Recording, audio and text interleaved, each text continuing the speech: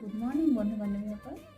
আজি ব্ৰেকফাষ্টত মই বনাইছোঁ পাটিচেপ্তা পিঠা, কিন্তু মোৰ ষ্টাইলত। আপোনালোকে বাৰু এবিধ পিঠা বনাই খাইছেনে?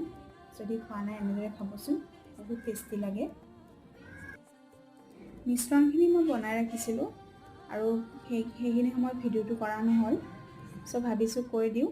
মিশ্ৰণখিনিত মই দিছোঁ চুজি, ময়দা, গাখীৰ আৰু অলপ নিমখ, আৰু এইখিনি ভালদৰে মিহলাই লৈ এনেদৰে এখন এখনকৈ দি গৈছোঁ।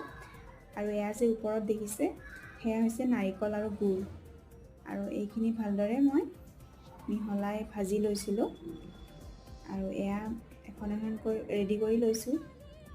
বহুত ইজি হয় ৰেচিপিটো। আপোনালোকে চাহৰ লগত গধূলি বা ৰাতিপুৱা বনাই খাব পাৰে। আৰু যদি ভিডিঅ'টো ভাল পাইছে লাইক কৰি দিব, আৰু চেনেলটো মোৰ যদি নতুনকৈ চাইছে প্লিজ ছাবস্ক্ৰাইব কৰি দিব। ধন্যবাদ।